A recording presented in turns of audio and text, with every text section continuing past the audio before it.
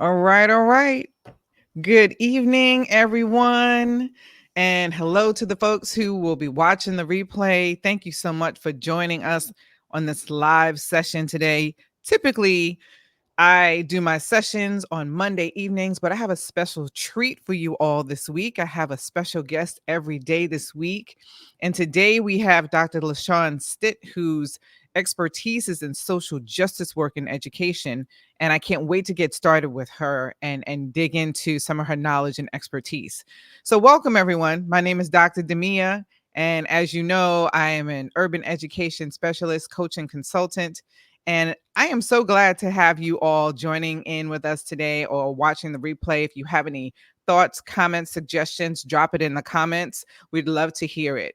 So let's get started. Today's topic is the question on the table is your school really committed to equity or just checking a box? Because a lot of times we talk the talk, but really when you put pen to paper and you put it in action, it's really not nothing's happening. And I will digress for a second to say I was in driving the car this morning and that song Wake Up Everybody was on, and the lyrics from that song from 1975 are true, just as true today as they were back then.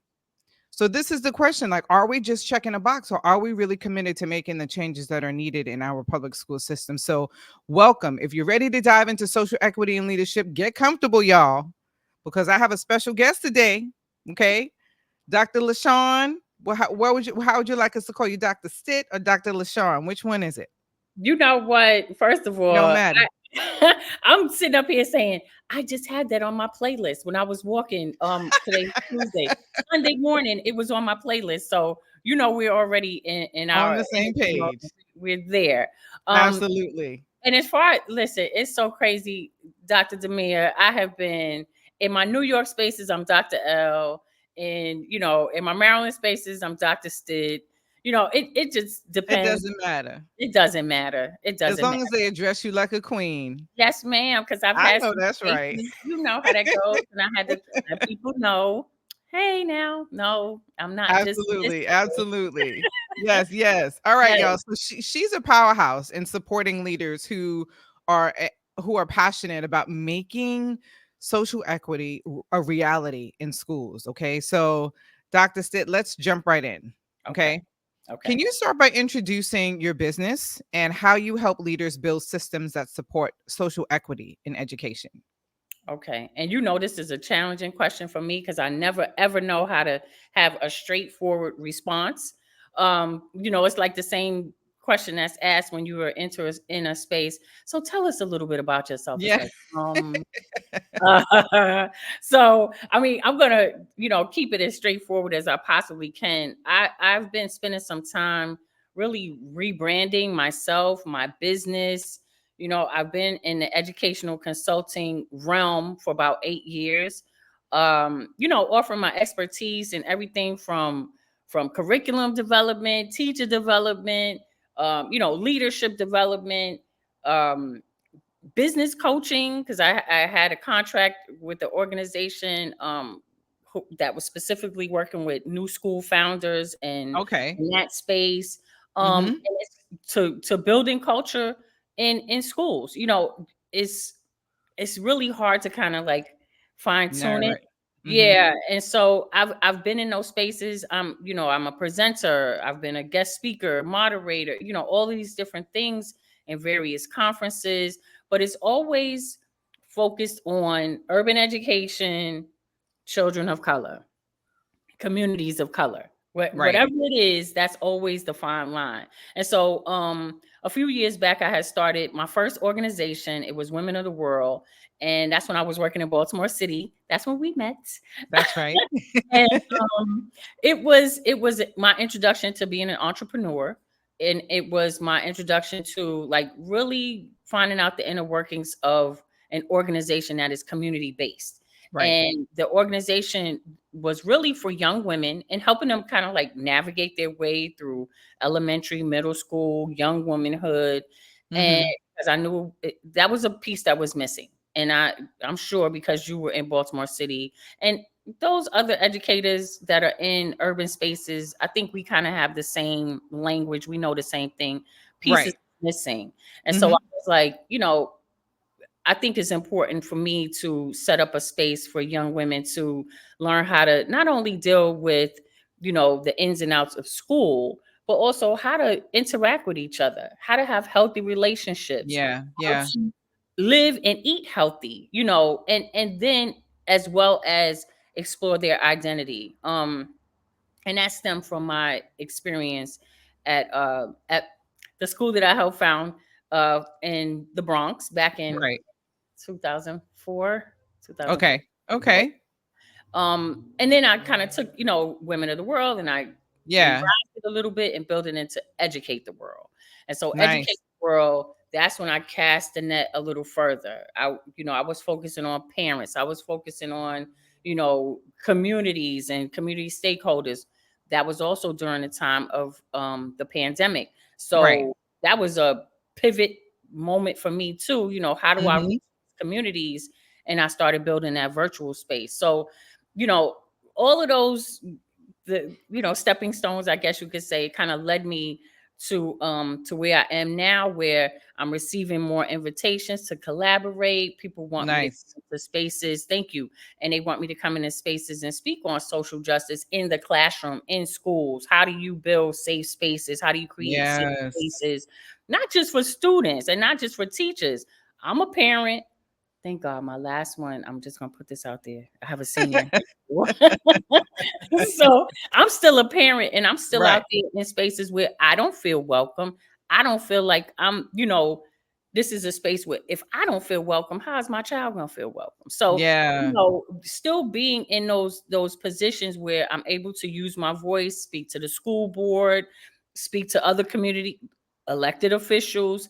Right. Um, we in using my voice and still being that I've heard this, I've been called this before, and I never really took it to heart. But as I am moving through this space of redeveloping and rebranding, I am considered a revolutionary in my own way, Absolutely. you know, Yep. Yep.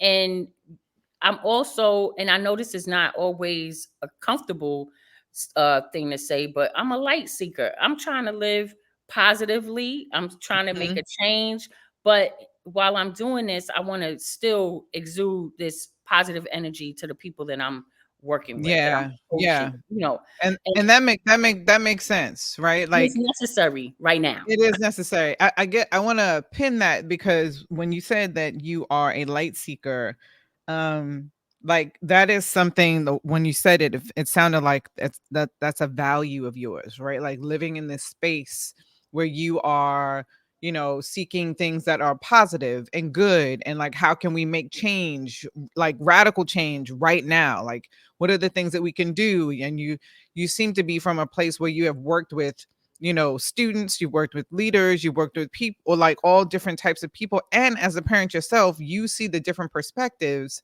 that are needed within the system for social justice to really live and thrive.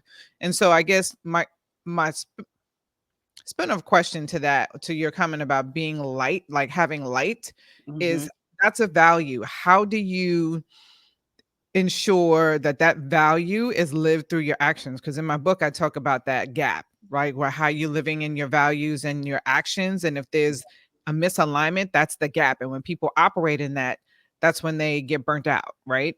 And so Hmm. how do you ensure that you as a leader are living your values and your actions in the work that you do?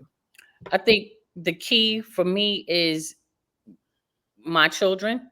They are my Mhm. North Star. And I guess that's how I stay grounded. But Got you. knowing the world that we are in right now and the way that things are going, I have to be positive. I have Yeah. to bring forth that positive energy because the generation that's coming behind us needs that. You Yeah. know, it's too Mhm. much, and I don't want to get too much because then we'll have a whole spiritual conversation. But you know, not in, there are a lot of dark spaces in education and a lot of Absolutely. you know, spaces where folks like myself, like you, we know that we have to bring positive energy. We have to bring the light. We have to be the light Right. sometimes for our students, for our teachers, for Mhm. our Mhm. colleagues.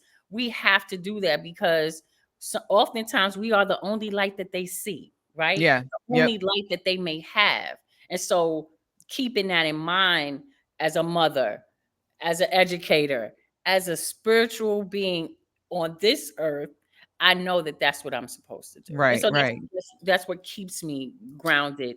And Good. sometimes Yeah. these are challenging conversations, but when you disrupt, sometimes you got to disrupt, and it doesn't always have to mean that you're disrupting and just wreaking havoc. That's right. Yep. You're disrupting the norm. Yep, yep, and that's exactly what's needed. Thank you for that. So, Absolutely. in your experience, what is the biggest challenge you think leaders face when trying to integrate social equity into their school culture? And then how do you help them overcome that? So that's well, let's be honest. Um, Sometimes leaders need to be called out. Huh, Uh, say it again. Say it louder for the people in the back. right? Okay. And I say leaders because I know, a lot of folks don't really see educators in the classroom as being leaders, but they are. They're the They first are. line. They're the Absolutely. first line. And so sometimes you have to call them out on not always in a negative way. And I'm saying Mhm. it where when I am working with teachers and when I have worked with teachers in the past, it's more so of having them step back and look at everything from a panoramic perspective, Right. um, but you have to be honest. And a Yeah. lot of times in education, people gloss over stuff. They make things up. They make things look wonderful. Oh, this is just great. And the truth is, this is not how it is. So sometimes Right. you have to be honest. You got to bring that truth. You have to, you have leaders who are facing their fears, their own internal fears, Mhm. fears from the external stakeholders and the external environments that have an impact on their school, their teachers, their Yeah, students. yeah. A lot of times the leaders are facing complacency. Oh, Yep. it's good. We good. Are you really good? You know, Yeah, yeah. they're often faced with rejections, pushback. People don't Yep. want to hear it. Yep. I'm not trying to do nothing. I just want to get through this year, do what I have to do, and keep it moving. Some people are looking to retire. So when you look at the challenges that they're facing, and then when you look at what social equity is or social justice is in school culture, it's a lot. It's a lot because you have disconnected students. You have, like I said, me, a parent that's frustrated with what's going Mhm. on. Mhm, Um, mhm. the identity of the school is missing or it's flawed. There's so many different things that leaders are being faced with. But when you as a leader are fully aware of what's missing and you want to make a change, then you start with the missing pieces and start filling in those missing pieces. Yeah, yeah, So, yeah. it Yep. and it's not an overnight sensation. It's not going to happen overnight. It's Right. work. Absolutely. Absolutely. Yeah. Yep. You got to get dirty. You hit the nail on the head with that. I mean, because that's something that you know, uh, emotional intelligence and this ability to be aware of who you are as a person, as a leader, but a person first, right? Because you're a person Yes. first. As a leader, what your triggers are, what are the things how are you aware what your how your body reacts when you're being triggered? Do you know what to say? Do you know how to practice empathy? Those are things that leaders have to practice because they're constantly in front of people and Mhm, guiding people and being the support. And a lot of mhm. times, I mean, Black women do this all the time. We're the Yes, constant support system for so many mhm, people. That weight can be it can drag you down. And so you have yes. to be like have this emotional awareness, this emotional intelligence. And then be able to like you were alluding to just now is like put those systems in place Mhm, where you mhm, find the things that you can work with right now. You recognize those things and you find those things. So mhm, I'm so glad that you said that. mhm. And just one other side, and just to kind of reinforce what I was just saying, I was in a school years ago, Mhm. and I had a principal who was, very forceful and, had to be seen and so forth and so on. Meanwhile, I was the one not drinking enough water, not going to the bathroom, you know, in suits and heels, mopping the floors and getting busy when parents come in.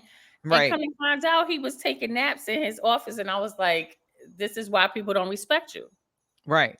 This is why the morale is down. This is Right. why, you know, the school climate and the culture is just, it's messy. It's Yeah. messy Yeah. because, you know, as the face of the school, as the leader, you're Mm-hmm. not doing what you're supposed to do. And Yeah. people Yeah. see it and they feel it. Yeah. And they see and feel it. Absolutely. And that leads perfectly into my next question, which is, so when leaders struggle to create spaces for honest conversations, right, Mm, around equity or anything else, what advice do you give them for them to like stay on the course even when it's uncomfortable, right? Because we're talking about culture now. Like mhm, the leader sets the tone for culture. And mhm. so if the leader is doing what you just described, right, which is Girl. complete apathy, Yes. terrible, right? Or they're just uncomfortable about having conversations around equity, Mhm. right? What kinds of conversations or advice do you give them to stay the course when things are uncomfortable? That's a good question. And you know, when you think about it, the first thing that comes to mind is being authentic. Be your authentic self. You know, Mhm. be purpose driven. Be fair. Be fair, not only to yourself, but be fair and true to your school and to your school family. And Right, I right. say family because that, and again, I'm going back to when I was, you know, in the school, not only in the classroom, but in the school itself. We created a family, and Right. that's your community. And you Yep. have to be honest. Think about your household. Everybody sees you with your bonnet on, maybe your lashes are off. You might have a little, you know, that's your true self. That's who you Right, are. right, They right. still love you though. They love Yep. you regardless. Sometimes in those school buildings, they may see you maybe not at your best. Dr. Demia may not have her best outfit on today, or she may not be coming with her A game because she had a rough Right, night. But I'm still being true to who I am. This is who I am. You're my right. family. You understand that. I will say And you'll pick up the slack. yes. That's the thing. See, You will pick up the slack because that's what teamwork is, right? that's it. That's Mhm. it. And and again, this is not all, you know, it's a blanket statement and to all, you know, everyone who's, you know, out here watching this conversation and listening to what we're saying. I'm not saying that every school is like that, every Right. situation is Of like that. course. But Of there are course. many school communities where there's no trust, there's no Mhm. loyalty, there's, you know, teachers who don't feel supported. You know, sometimes you got to get uncomfortable, right, to see change. And I had to train when I was at one of the local community colleges, CCBC Community College of Baltimore County. I was introduced years ago to Courageous Conversations by I Glenn love Sing. that book. Uh-huh. And when I tell His you, conference is amazing too. oh, see, now I gotta find me a sponsor. Yeah. Because I'm trying to go to the next one. Uh-huh. I I switched, it was like a North Star. Mhm. Using those conversations, digging deep, getting uncomfortable, really recognizing who you are so that you could be the person that you need to be in your school, in your learning environment. Right. That's the kind of stuff that has to happen. You have to be uncomfortable. You have to be willing to be, you know, okay, I don't look my best when I wake up in the morning, but once I get it together, you know, I clean Right, up the right. place. You know what I Right, mean? right, right. Uh-huh. So, you know, it's the same thing with equity. It's the same thing with being fair. It's the same thing when you're in that school building. We all know there are students who may come from spaces where they they've moved from place to place. They don't have a permanent place. You may have teachers who are in that situation, whether we choose to address it or really identify that or not. There are people who are in uncomfortable spaces at home or in Right. their, living space. But when they come into the school, you got various players in the game. You have Right. to Yep. be able Yep. to, kind of read the room, I guess you could say, but still being true to who you are and still understanding who you're serving. Right. As So a what leader, you're so serving that population. Go ahead. I'm sorry. yeah, that makes sense. So when you're working with a school leader, what advice would you give a school leader who is leaning into their discomfort so that it's encouraging them to continue, like, to stay the course? I you know what? I was a speaker at a conference at a couple of months ago, and it Mhm. was a higher ed conference. Mhm. And there were faculty members, teacher professors and all kinds of folks that were there from the higher ed community as well as, K through 12. Well, pre-K through 12. And I had someone ask the question, so what do you do when you need to advocate for your students or you need to speak up? And I said, oh, use your voice. Use your voice. I mean, find other tenured staff that can use their voice also. Get your crew. Right. Build your crew up, your team up, your village up, right? So that you can present, whether it's to, the president, whether it's the vice Mhm. president, whatever, whomever you're bringing something to. You have to be able to come with courage, Yep. right? But you Yep. also need to find other people who are on your team. We're stronger in numbers, yes. Yeah. We are stronger Absolutely. in numbers. But when you look at the faculty members at Columbia and California, they put their professional careers on the line. They're putting their beliefs on the line. When you Mhm. have professors at Morehouse protesting, when Biden Yep. it sometimes you have to get uncomfortable. Sometimes you have to raise an eyebrow. You have to Sometimes, be disruptive. yeah, you gotta be disruptive. You have Mhm. to. Mhm. And again, it doesn't necessarily mean that you have to come through like kicking in doors and I'm fighting this. It's not that kind of disrupt. You're disrupting the powers that be. You're Yep. disrupting a system that has been in place that's not working. Yep. Yep. That makes sense. That makes sense to me. And it's like, 'cause I completely agree with you with the disruption piece. I mean, you talking to a girl who read Asata in high school Let's go. and, you know, changed the Black Student Union to African Students of Alliance in That's college. So, right. yeah. So you That's right. definitely have to be willing. Yes, Melanie, Dr. Battles, you definitely have to be willing to take risks.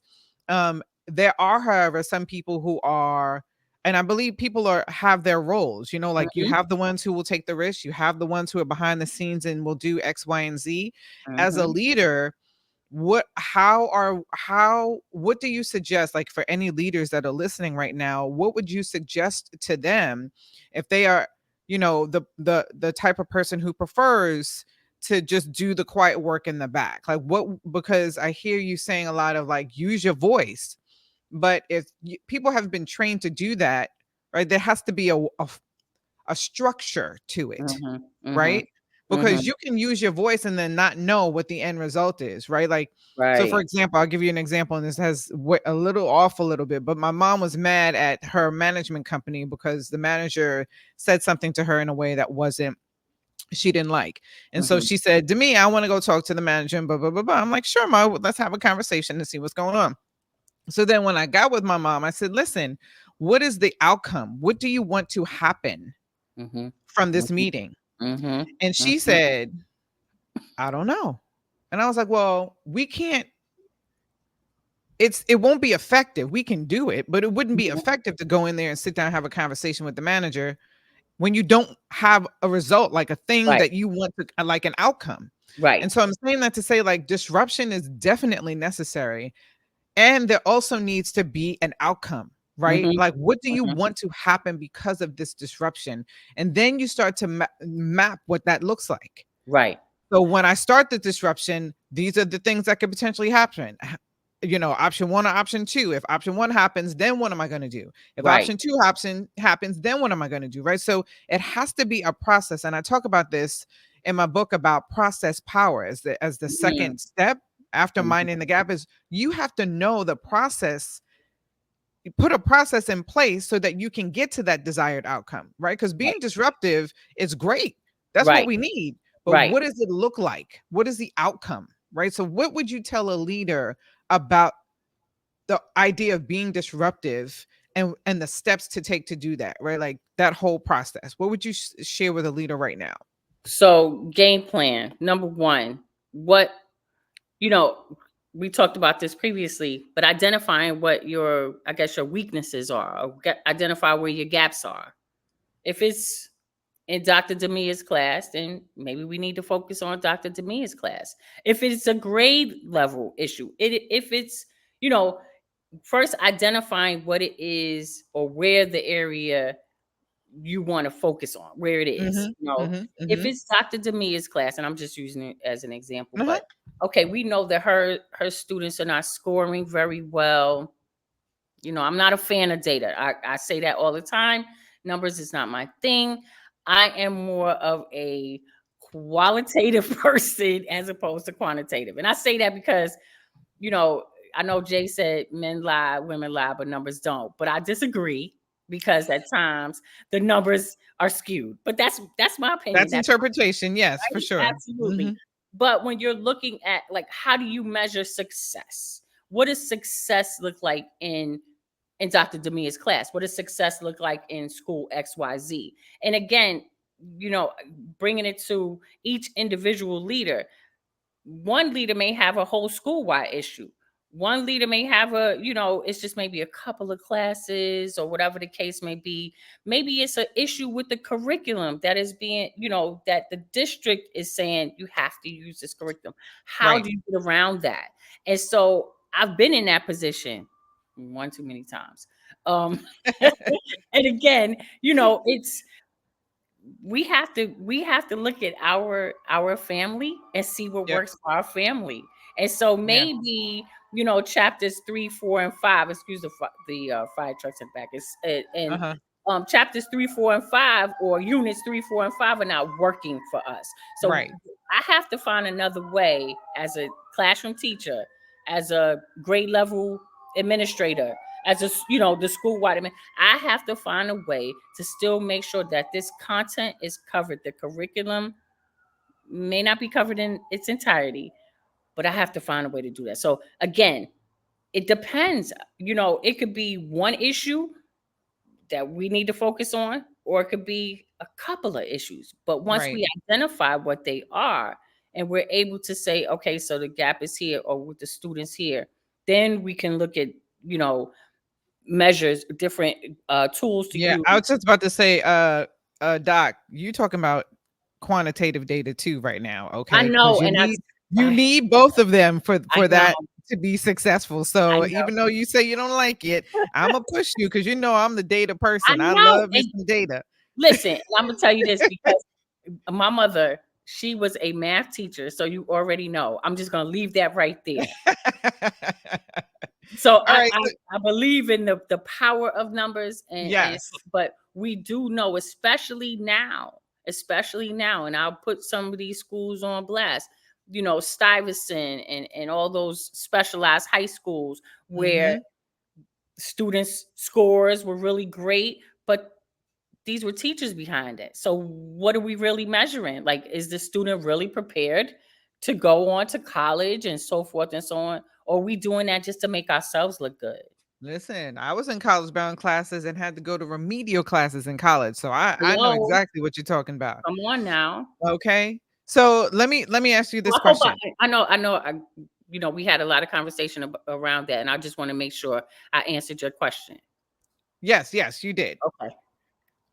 What are some success stories that you've witnessed where schools have like fully embraced equity initiatives and what impact did it have on the students and the staff and just the overall school culture? What is share some success stories or a success story? Okay, well, shout outs to Urban Assembly Academy of History and Citizenship for Young Men. Whoop, whoop. That was the high school that and I say was, but I was one of the founding members and proposal writers for the high school, and it Nice. was thank you, in the Bronx, the first of its kind. And I say that because not only because it was a single sex school, but it was a school that was strictly around educating young men of color, Black and Latino men in particular, but also on culture and identity, but Mm-hmm. with the infusion of history and citizenship. And that's what I did my dissertation studies on. So, you know, I had firsthand experience. Not only was I a witness, but I was in the trenches as well. So I was able to see how young men who came from, New York City, New York in itself is so vast. People really Mm-hmm. don't understand, there are pockets and all Yep. kinds of things that happen there. And so we had young men traveling from different parts. They would come from the Bronx, they would come from Harlem, some depending on what their family situation were, they might have been coming from Brooklyn or Queens. Right. Right. And so we had young men who traditionally were in school as seventh and eighth graders who were way below their average student, quote unquote, Mm-hmm. average student, with very low scores, test scores, and so forth. They were not familiar with an environment where they had a dress code, where we played, we had a drummer, brother Kamal Patad, that's my brother. He would signal the change of classes with the drum. So we had Oh, the I love djembe. that. We Yeah. had, I Yeah. mean, we were as non-traditional as we could be. Um, and so our young men, instead of they went through the mags. I'm sure like back in high school, back then, almost 20 years ago, our high schools in New York City had metal detectors. This is nothing new. I know a lot of Right. schools that just implement, but this was nothing new. And so our young men, they would come to school, dress shirt, tie, dress pants, belt, dress shoes, and they had to, like if you're going through TSA or going to the Mm-hmm. courthouse, you have to take all of that stuff on. And the emasculation that took place just in that little space before they even got to a class was something that we had to work against, right? Right. So we were building a family, a community of care, but also a community of responsibility, and not just being responsible for yourself, but being responsible for everybody, your brothers and scholars, because that's what we call them. And Right. so we created this environment where not only were they learning about themselves and the power of a male in society and the things that they can do and be responsible, but they will also learn about history. These guys they had no idea who Emmett Till was, or who Nathan McCall was, or uh who Perry Thomas was. Like, and because I taught English, so I'm Right. using Right. reference, but they had no idea. Many of them, like, of course, they Thanksgiving, but we had a family harvest. And so we celebrated the harvest during the time. And so families were welcome to come in. We created a culture, really, Mm-hmm. and I say my young men, they're older now. They're like 34, 35 years Mm-hmm. old. Mm-hmm. And still to this day, Dr. Demia, they are still talking about their experiences, not the academics. It's But the the family, the experience, culture. Mhm. exactly, the Yeah. culture. Yeah. They met Out. Jill Scott, Out. Out. Hannah, like, Lost Poets. The Last Poets. It was incredible, the Yeah. Yeah. experiences we created for them. Yeah. I wanted to touch on something you just mentioned about the emasculation, Mhm.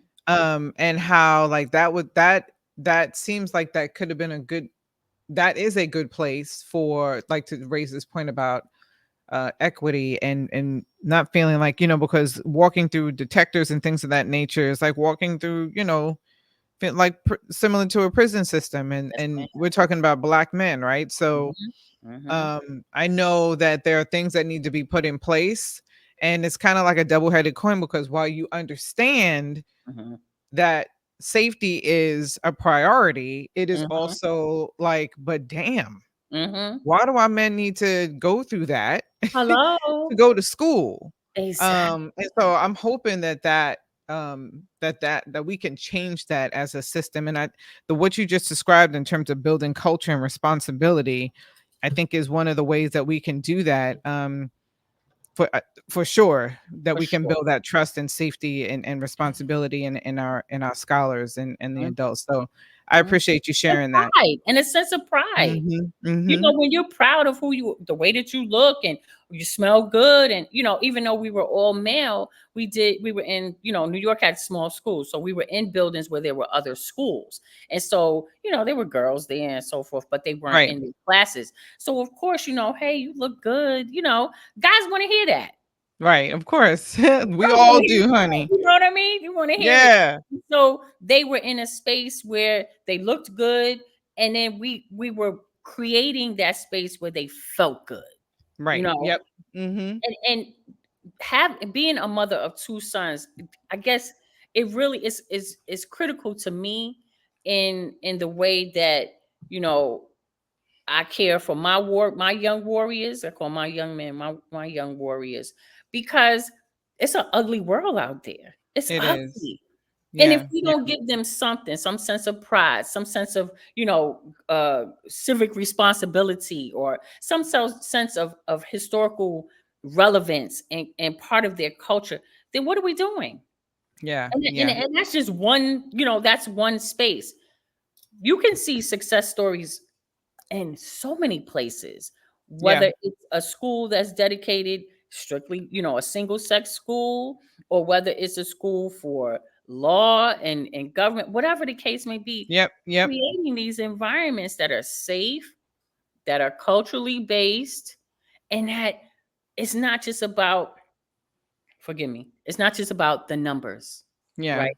It's about the experiences. yeah, yeah. I appreciate that. Thank you for Yeah. sharing that. Yeah. Thank you.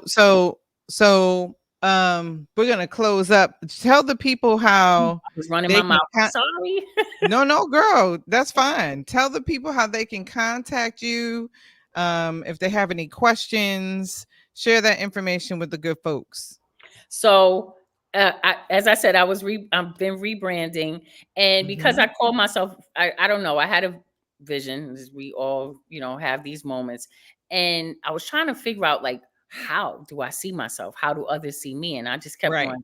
I see myself as a visionary, but a disruptive visionary, and so I've been building the Disruptive Visionary Alliance, where folks with like minds, who are, geared towards practice, changing their practice, shifting their practice and their Right. purpose, and really focusing on who they are internally and how that exudes to others. And so, I'm on Instagram as the Disruptive Visionary. I'm on LinkedIn as Dr. LaShawn Stitt. And my email, if anyone prefers that method, my email address is educatetheworld619 Juneteenth at gmail.com. I love that plug, Juneteenth. That's what I'm talking about. I appreciate you. I Thank really do. you.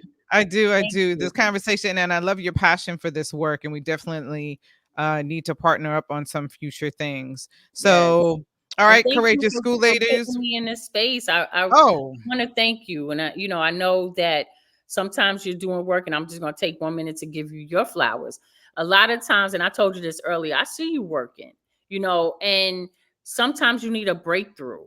And so I feel like this is me, and I know you, but hmm, this is your breakthrough moment, where the work that you've been putting in, the hours that you've been, putting in each day and night into the early hours, it's paying off. Folks yeah, will really see how amazing you are.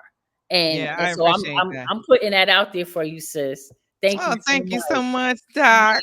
Yes, Thank yes. you, thank you, thank you. I appreciate it, and I received those flowers. Thank you so much. You are All very right, welcome. courageous school leaders, we've covered a lot today, and I hope you're walking away with fresh insights and some strategies to put equity into action in your spaces. So remember, like Dr. Stitt said, this work is messy, it's uncomfortable, but it's necessary. So don't settle for surface level changes, right?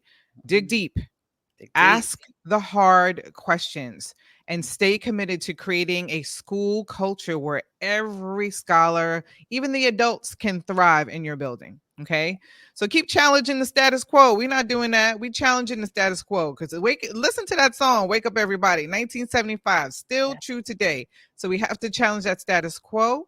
And like Dr. LaShawn said, stay authentic in your leadership. And most importantly, keep going. Do not quit, y'all. Yeah. Okay.